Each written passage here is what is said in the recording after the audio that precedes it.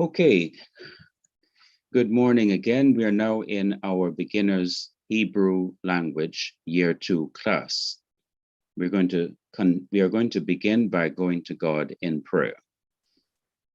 Father in heaven, we pray a blessing upon our class. I pray that you will give us an understanding heart, that we will be able to grasp this language, this ancient language in which you revealed your precious word to your people Israel, and through them you revealed it to the other nations of the world.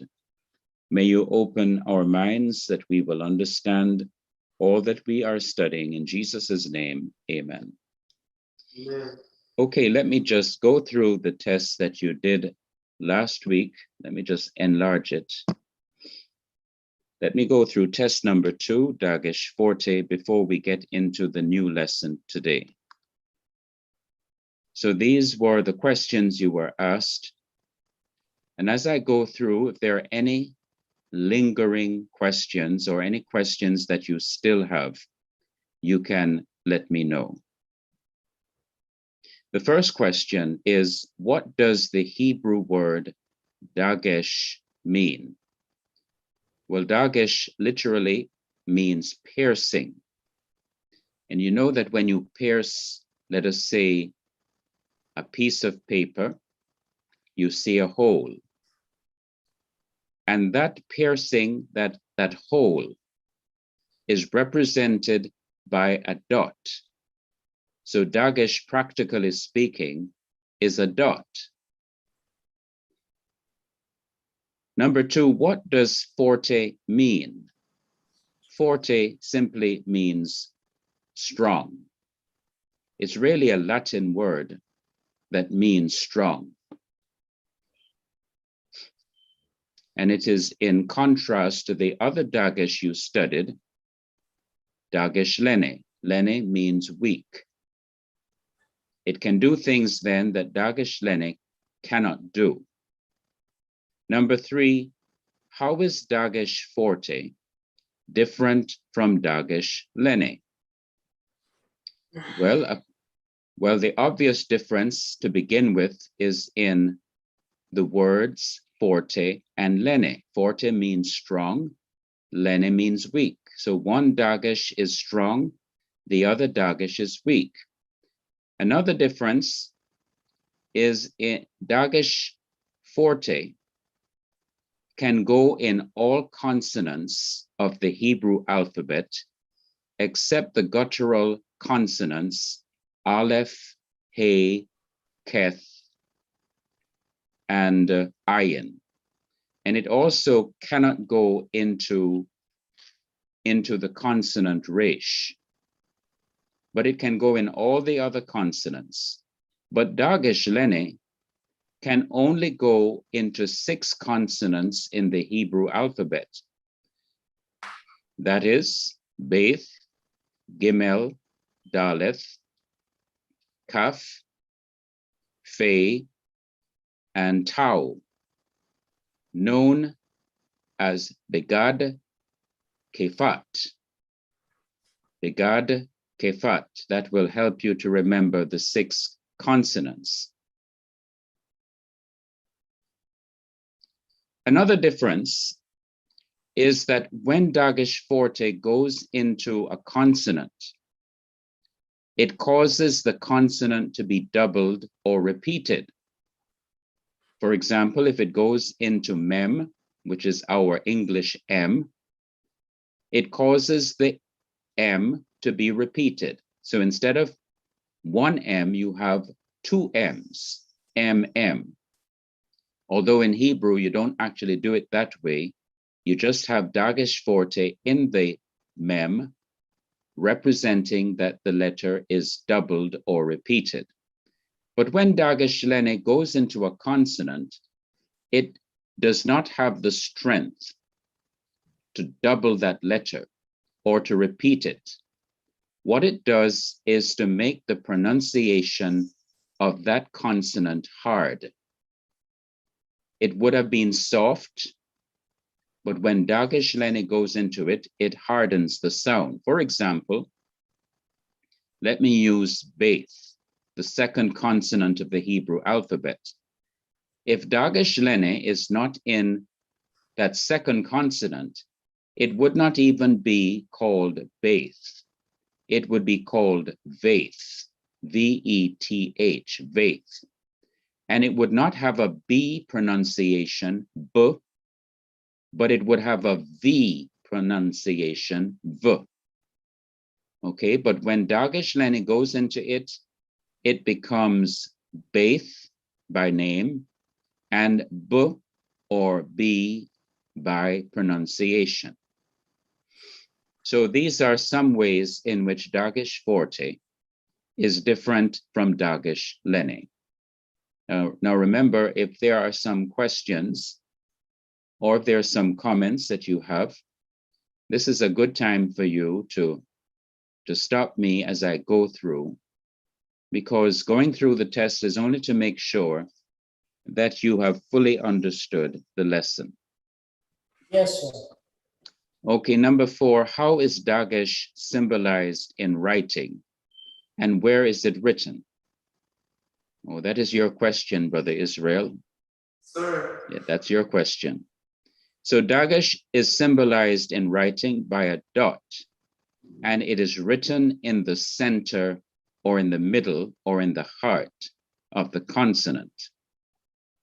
Number 5, what are the Hebrew letters where Dagesh Forte cannot be written in? Well, they are called the guttural letters, and guttural means that they're pronounced at the back of your mouth, the inside of your mouth, near to the throat. They're called guttural for that reason. And they are Aleph, He, Keth, and Ayin. And also the letter Resh, the consonant Resh, cannot receive a Dagesh Forte. So it means that Aleph, He, Keth, Ayin, and Resh cannot be doubled.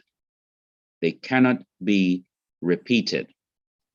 And because they cannot be repeated, then it means that the vowel before it will have to be lengthened to compensate for the inability of the Dagesh Forte to go into those guttural letters.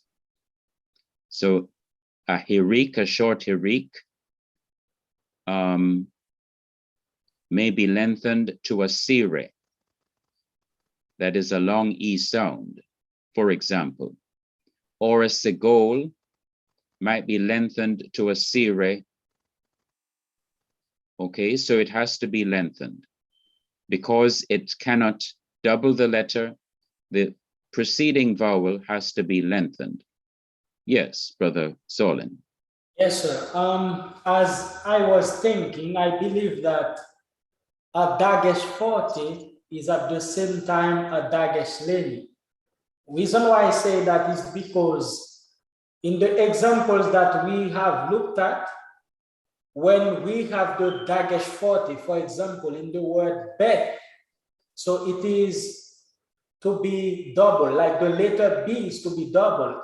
But now if it was not Dagesh Lene at the same time, we would use it or we would translate it as 2V, but not 2B. So I don't know if I'm right there. Okay, well, I'm looking at a future Hebrew teacher. Congratulations. You have made a great observation. All right, sir. For some days, I have been thinking about the very same thing. When I was being taught this many years ago, I do not remember my teachers ever pointing that out to me. But Yes. I have been thinking about the very same thing you were saying just now, and saying, but if you put Dagesh Forte in the consonant Veth, we say Beth, and Yes. we pronounce it as a B, not as a V. Yes, sir. So I said to myself, but it seems to be functioning like Dagesh Lene in hardening the sound. Yes, sir. But that was never to my memory brought out in my classes, but I was thinking about it just recently for some days. Not Yes. being certain, but observing what happens, that it really does harden the sound also of these consonants. So I'm looking at a future Hebrew teacher, and I really hope that I can bring you right through to the end of the Hebrew course. All So right. keep it up, Thank you very and much. everybody keep on thinking, because the language involves thinking, and sometimes I miss what you might see. Yes, sir. Sometimes you might see something that I should have seen long time ago but did not see, or think about something I should have thought about long time ago but did not think about. So that's good. That's very good. Yes, sir. Okay, now let us look at number 6. What is Dagesh forte compensative? Now the key word is in the last word of each of the questions. First of all, number 6, compensative. When we say compensative, we are saying that we have to make up for something that is lacking. So there is something lacking, and the Dagesh forte has to be used to make up for what is lacking. There are certain verbs that you will learn about later, much later, in year 4, if God permit, in which we find that the consonant noon, which is our English N,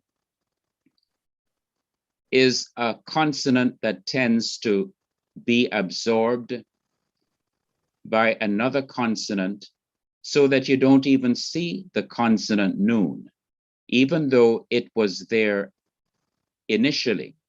For example, when you have noon between two consonants, there are some verbs that are called weak verbs, in which when the noon is between two consonants, it tends to disappear. Or you will learn about you will learn about, just give me a few seconds here. Yes, sir. Just a few seconds.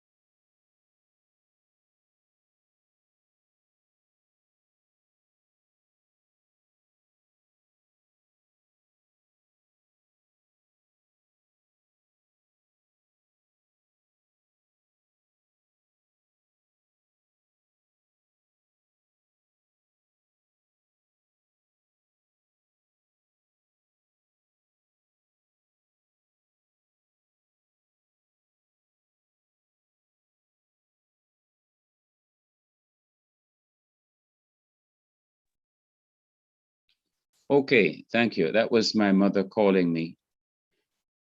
All right. All right. So we're going to be looking at compensative here. So we find that the noon is absorbed, it disappears, and the disappearance of the noon has to be compensated for by a Dagesh forte going into the first basic letter of the verb. In the definite article, when we will come to it, we're going to come to it very soon now, the definite article in Hebrew. It originally was hal, he, pathak, lameth. But when the definite article hal is attached to a word, like let us say melech, melech is king, that you have hal melech. Because the lameth is between the he and the mem of melech, it is absorbed, it disappears, and the mem, the first consonant in the word, has to receive a Dagesh forte to compensate for the loss of the Lameth. So more on that later. So compensate means to make up for the loss of a consonant by doubling the first letter that comes after the word that is lost, after the letter that is lost. Number 7, what is Dagesh forte characteristic? Well, the key word is characteristic. A characteristic is a feature or something that helps you to recognize, let us say, something or someone. Well, there are certain verbs that you will learn about in year 4 also, called PL, P-I-E-L verbs, that are intensive, active in meaning. In other words, they strengthen the meaning. For example, the simple active verb, which is called kal, Q-A-L in Hebrew, the simple active verb shavar, S-H-A-V-A-R, means he broke. But when you put it in the PL form, we find that the V becomes a B, and the Dagesh forte goes into that B and doubles it, so that it is now shiber, S-H-I-B-B-E-R. And shiber is translated, he utterly broke. Not simply he broke, but he utterly broke, or he broke in pieces, or he shattered. And so utterly broke, broken pieces, shattered, brings out the strengthening of the action of breaking. So PL characteristically has the Dagesh forte in the second root or basic consonant of the 3 consonants that make up the verb. So that's Dagesh forte characteristic. Some verbs characteristically carry Dagesh forte. Number 8, what is Dagesh forte euphonic? Well, we find that at certain times, a word has to be repeated by using Dagesh forte in order to make the pronunciation clearer. That happens even in English. For example, in the word immoral, I-M-M-O-R-A-L. Notice that there are 2 M's. Well, in the Latin, from which the English is partially derived, it used to be in moral, I-N-M-O-R-A-L. But for euphonic purposes, in order to make the pronunciation clearer, the N changed to an M, so that you now have 2 M's, I-M-M. So in the Hebrew, the same thing happens. To make the pronunciation clearer, that Dagesh forte is used to double a particular consonant. Number 9, if the letter to be doubled cannot be doubled, what change must take place in the vowel, which is immediately before the guttural letter and resh? Well, it has to be lengthened. Because it cannot be doubled, then an adjustment has to be made to the vowel that is right before the guttural letter. And so it has to be lengthened from a short vowel to its corresponding long vowel. All right, now, are there any questions on the test? Anything that you still don't understand? Yes, sir. Just to be clear enough, now Dagesh forte characteristic is that it makes the verb more emphatic. Yes, you may say so. Yes, that's one example, that there are some verbs that have as part of the way you spell it that they must have a Dagesh forte in it. And it's called Dagesh forte characteristic because it is found in those kinds of verbs all the way through in their different persons and different genders and numbers. And I gave the PL as an example because it's an intensive active verb. It expresses actions that are strong. It strengthens the action because the ordinary expression of break doesn't really tell you that there was anything more than just breaking something. It's as if you perhaps drop, let us say, a cup. And let's say the cup is made out of clay and it breaks into two. But if you were to put that cup under a big hammer and repeatedly hammer that cup, it wouldn't simply break in two, would it? No, It sir. would break into pieces. So the intensive active verb called PL characteristically carries Dagesh forte.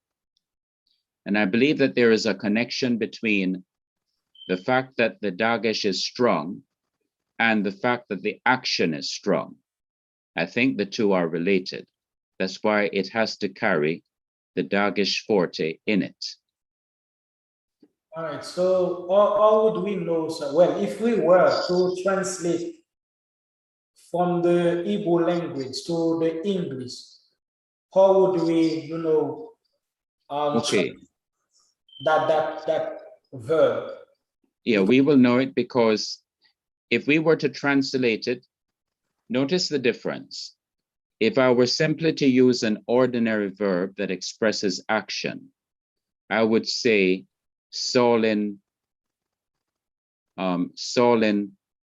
broke the cup, or Solin broke the clay cup. But if I say Solin smashed the clay cup, or if I said Solin shattered the clay cup, or if I said Solin broke the clay cup in pieces, that would be the intensive active. The word smashed, the word shattered, the word broke in pieces, all bring out the action that it is very strong. It is intense. Oh, so in other words, the verb that is used in the Igbo sentence will exactly tell you that this is to be emphatic in your translation into the English. Exactly, yes. You will recognize it, you will see it. Oh, okay, sir, yeah. Yeah, you will see it, yes. Any other question? Could you just give a little more clarity on question 4? Okay. How is Dagesh symbolized in writing, and where is it written? Okay. Now, of course, I'm dealing here with test number 2, Dagesh forte. So I'm not dealing specifically with Dagesh Lene, even though what is said in number 4 applies to Dagesh Lene also. Dagesh then, symbolized in writing, means how is it represented in your writing it on paper? How do you show it? And it would be that you show it by putting a dot. Dagesh would be a dot. It literally means to pierce, or it's piercing, but you represent that piercing with a dot on the paper. And the other part of the question, where is it written? Where is that dot to be written? Is that it is to be written in the heart or in the center or in the middle of a consonant. So the full answer is, it is a dot in the heart or the middle or the center of a consonant or of a letter. How did you answer that question? I said it is to be written in all consonants except the guttural consonants, Andre. Okay, how is Dagesh symbolized in writing and where is it written? And you said that it is to be written in all consonants except the guttural consonants and resh. Mhm. Okay.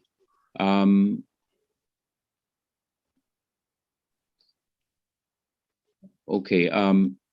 Well, the question is really asking about how do you represent, how do you show, how do you put Dagesh on paper in writing? Okay. You Okay. know, and Yes. where do you write it? Means okay, you put it in the middle of the consonant. I got it. Because Yeah, I realized I didn't really answer the question the way it should have been answered. yeah. Yeah. Yes, the question that you're answering, I think, would be better in number. What are the Hebrew letters where Dagesh Forte cannot be written in? Okay. That it can't be written in the guttural letters and Yes. resh. Yes, probably. Yeah. Yes. Any other Thank you. question? You're welcome. Any other question or comment? No, sir. All right. So all of you, make sure that you keep on working on your Hebrew. You're bringing things out in the lessons that are really showing itself to be true the longer I look at it. That Dagesh Forte functions like Dagesh Lene in hardening the sound of the consonant. The truth is so overwhelming. The evidence is so overwhelming that that is the case. Yes, sir. That is the case indeed. Okay, let us now move on to a related lesson. And we're going to be looking at lesson number 16. This is it. Okay, we're now at lesson number 16, and we're looking at what is called mapik. That's another Hebrew word written in English letters, mapik. And can anybody guess why there is a doubling of the letter P in the middle of mapik? In the Hebrew word, it has a Dagesh 40. That's correct. So that is why it is written as PP, mapik. And in English translation, mapik means bringing out, bringing out.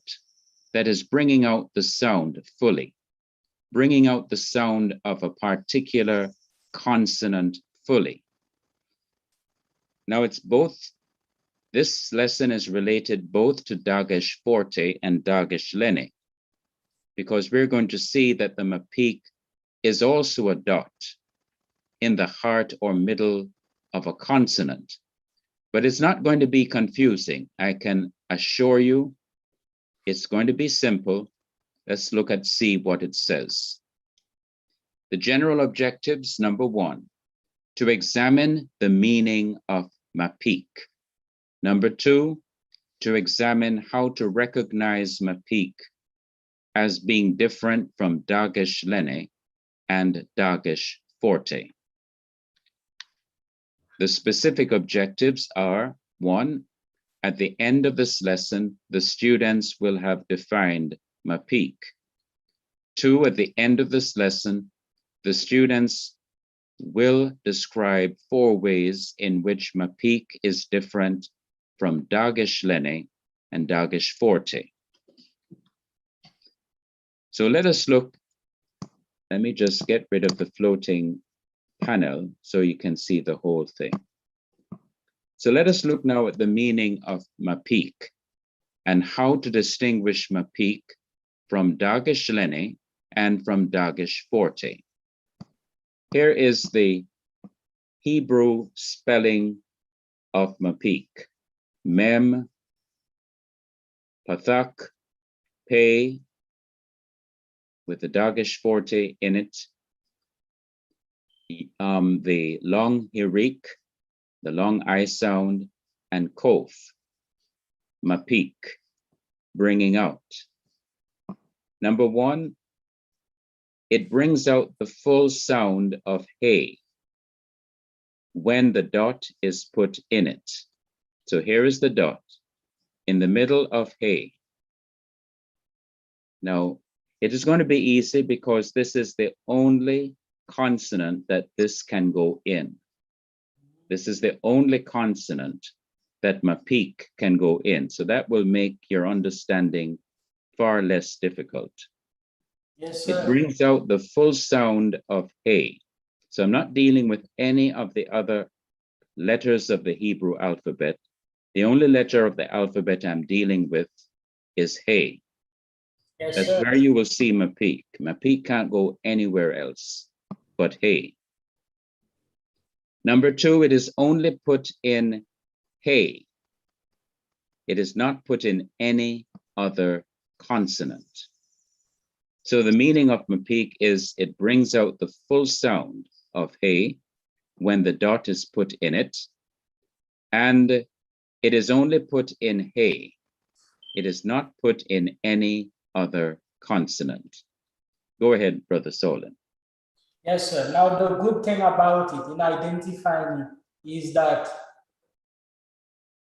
Dagesh forte cannot be put in hey. That is correct.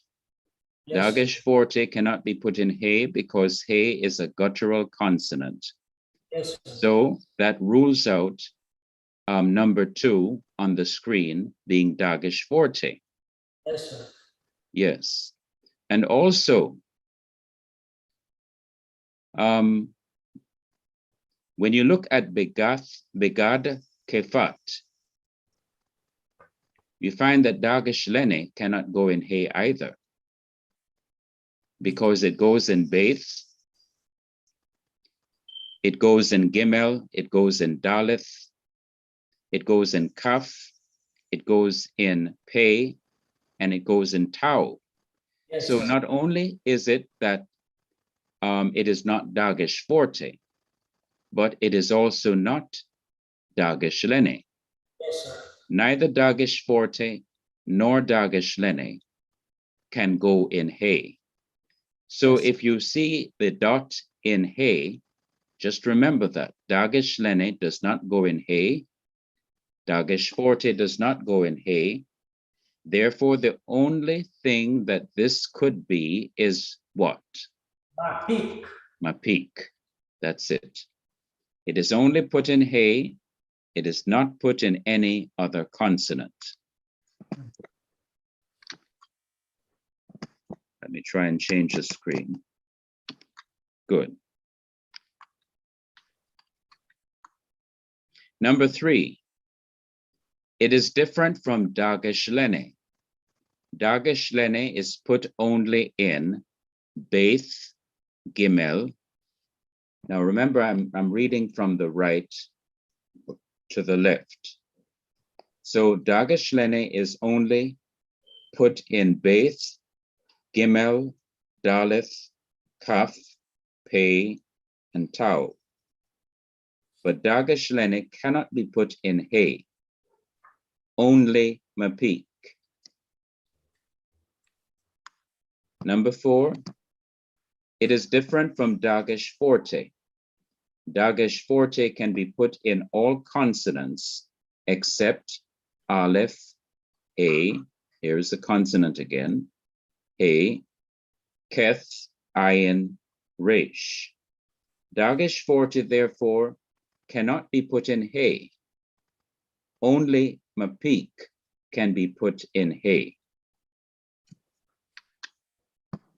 Number five, Mapik is a dot found in the last letter of a word. If that last letter is Hey, so we narrow it down even further. Mapik can only go in Hey if Hey is the last letter of a word. So if Hey is the first letter of a word, it can't go there. If Hey is in the middle of the word, it can't go there. It can only go in Hey if it is the last letter of a word. Okay, so that really narrows it down for us. So let me get my pointer back. So we have Susa. This is a noun. This is a feminine gender, third person singular noun. Susa means her horse. Now notice how I bring out the sound of hey. I don't simply say Susa. I say Susa, Susa, because the dot is in there and it's bringing out the full meaning, the full sound of the consonant. Susa, Susa, her horse. Here is another word, Devara, Devara. It's in the last hey, Devara. Devara is another noun that means her word. Neviah, Neviah, her prophet. So we find that it is the last letter of a word that you will find Mapik if that last letter is hey. Any question or comment on that? All right, sir. I think, well, all of these words now we have like a pronoun, possessive pronoun, I mean. So which word exactly or which syllable stand for this pronoun? Like her. Okay, you're referring to the pronoun her. Yes, sir. Okay. Now, the part of the word that produces the pronoun her, let me just get my pointer back, is kames, which is the long ah, and hey. This is a sign of the feminine gender. Oh, Kames, hey. Okay, so that's a sign of the feminine gender. So when you see kames, hey, it means that it usually means, I wouldn't say all the time, but it usually means we're dealing with the feminine gender. And this is where you have the her coming from. Sus, samek, shurek, samek. Sus by itself is a noun that means horse. yes, sir. When you add kames, which is the A, the long R, and hey, which is the H, you have the pronoun her. So you have it in all of these different words. Devara, it ends with kames hey, her word. Word by itself is davar, Yes, sir. davar. Neviah, her prophet.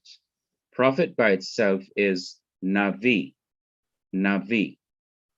But Neviah is her. The kames he ending in all of these words gives us the pronoun her.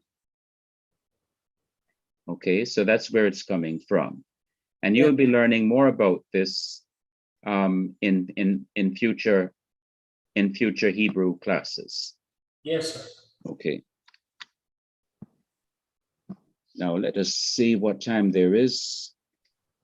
I'm going to go to YouTube now and see what is said about Mapik. Okay, sir. Yes.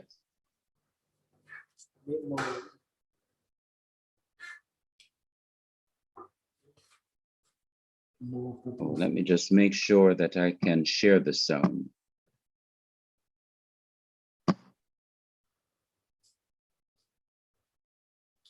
Remember to stop sharing the PowerPoint, sir.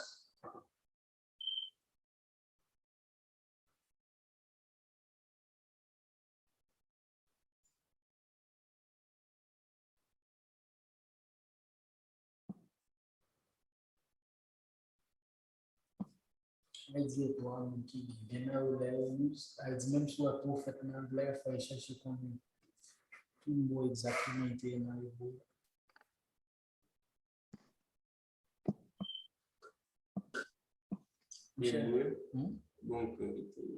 Non, je suis beau ça. Non, ça, on va parler de prophète. Vous faites la rigueur de notre signification. Même moi, je me suis dans le Nouveau Testament. Mais nous t'as pas la bonne de First Corinthians. Hmm.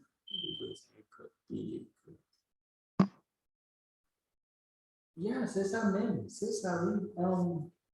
Alors, c'est Bordeaux qui te crée confusion. Mais normalement, prophète que Paul t'a parlé de lui là, c'est prophète même, prophète comme si, dans le sens prophète. Regardez grec là encore. Il va c'est prophétesse. Regardez grec là encore.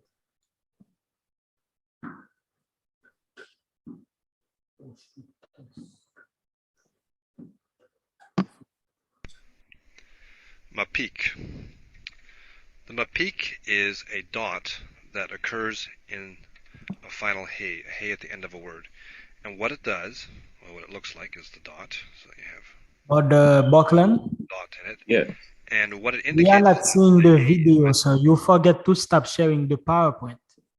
Okay.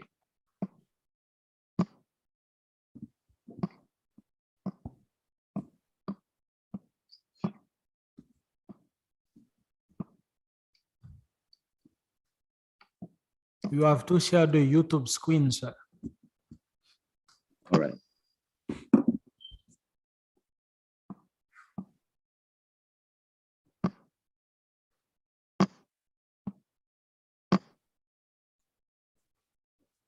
Can you see it now? Yes, sir, we do. meant to be taken as a consonant rather than a vowel. Mapik. The mapik is a dot that occurs in a final hey at the end of a word. And what it does, well, what it looks like is the dot. So you have a dot in it. And what it indicates is that the hey is meant to be taken as a consonant rather than a vowel. If you remember, Comet's hey together is a vowel. This is the historically long vowel with the matrix lectionis. You can also have, although it's certainly rarer, more rare, you can have segol hey and tsere hey and holom hey. So if you see a mapik, it's indicating that it's not one of these. It's not a vowel, it's a consonant. And this, in most cases, indicates that what you're dealing with here is a third feminine singular suffix to a noun or some verbs. So often means her king, her horse, or in a verb form it could be objective, meaning he gave it to her. But it will help you distinguish a feminine noun from a noun that has a third feminine singular suffix on it. Now let me give an example here. I know we haven't taken suffixes yet, but when we get there, maybe come back and take a look at this. It'll make a little more sense. So let's write two words here.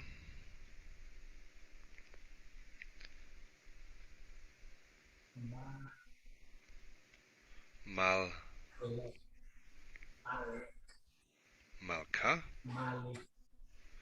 Melech is king. Melech, when you put a feminine ending on it, Malka, you get queen. So, see if I can squeeze this in here. But if I write the same thing, Malka, okay, it's the same word so far. Malka meaning queen. Malka, if I put a mapik in here, then it is her king. This is translated her king.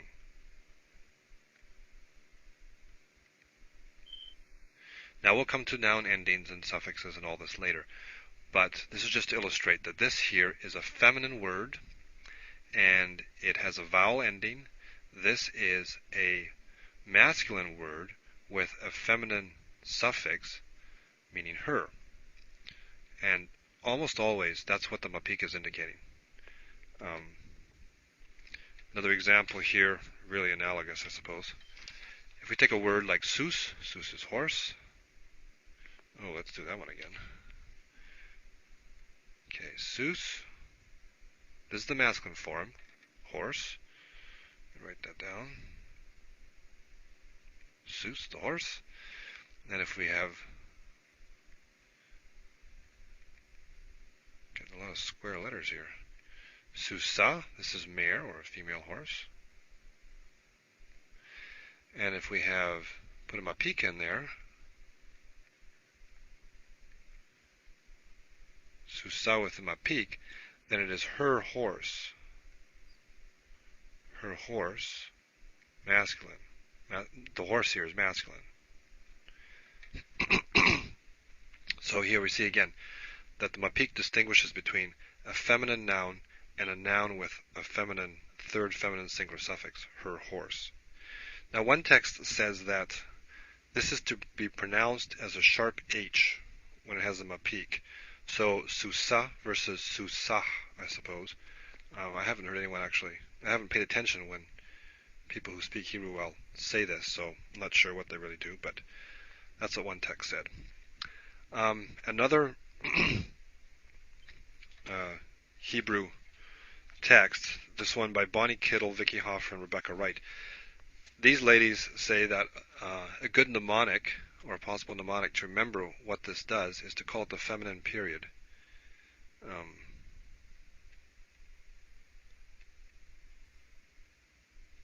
So it helps you remember that when you see mapik, you're talking about something that is hers, something that belongs to her or is directed towards her.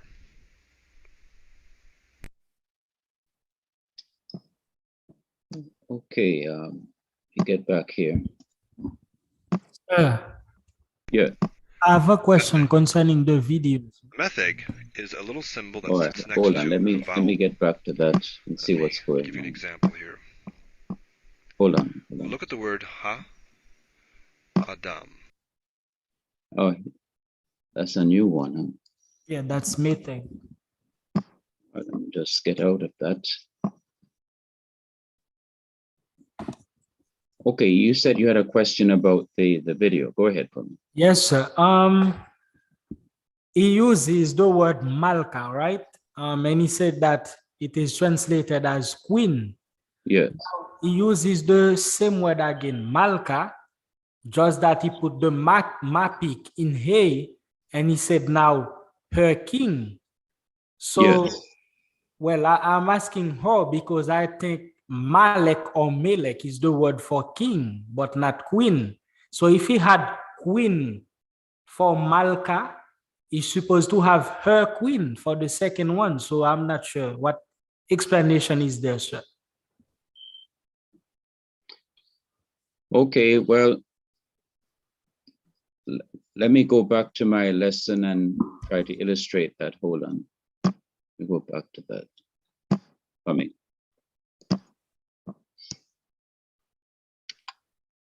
All right. I think the same thing is happening here with Susa, her horse. Sus by itself is a masculine noun. Yes, sir. And when you add kames he with a mapik in it, it has the meaning of her.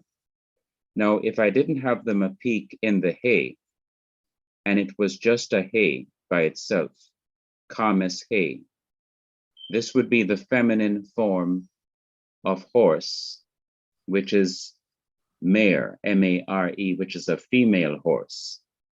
What he did with Melech, king, I think is similar, because he not only had the kames he, but he put the mapik in there. So if it was just kames he by itself, it would be mare, like it would be comparable to what is here. It would be mare or a female horse.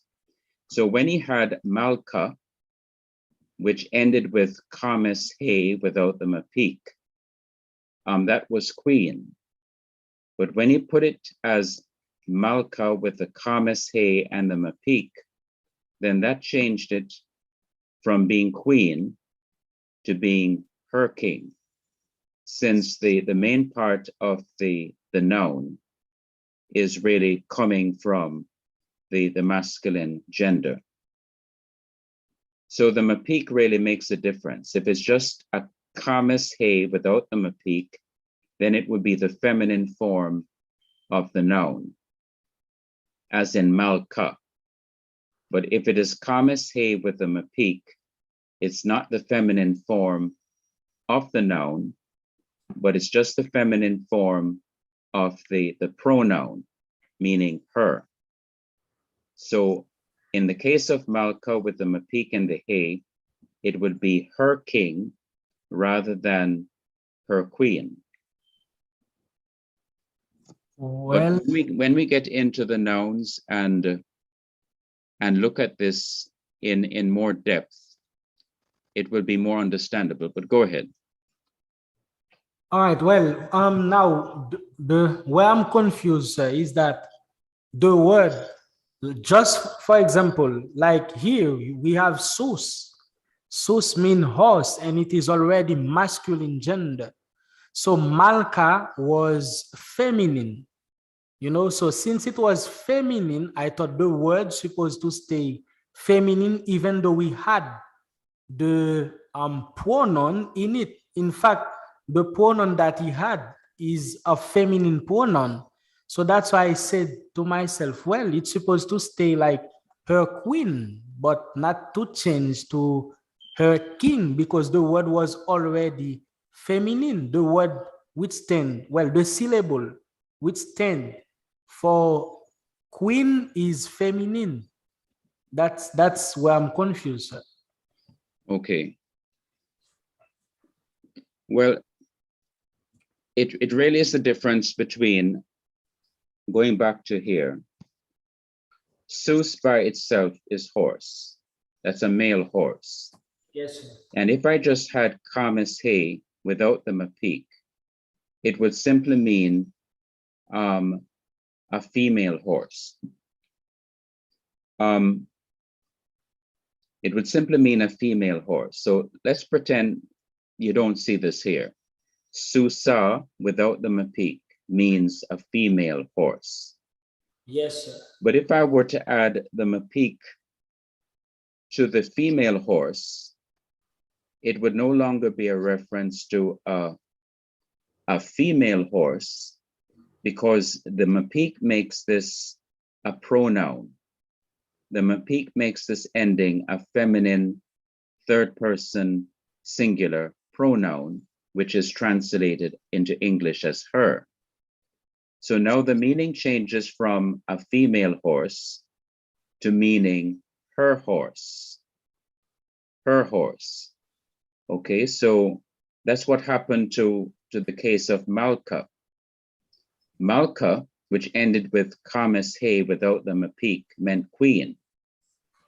But when you put the mapeak in the he, it changes the meaning from being queen to meaning her king, because it's really coming from the foundation of melech, which means king. Okay, sir. So there's a real change of meaning when you put the mapeak there. Okay, I understand it now. Yeah. However, how would we say her queen now? Her queen.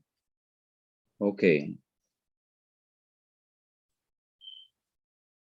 All right. I will have to do some study on that and come back to class on that.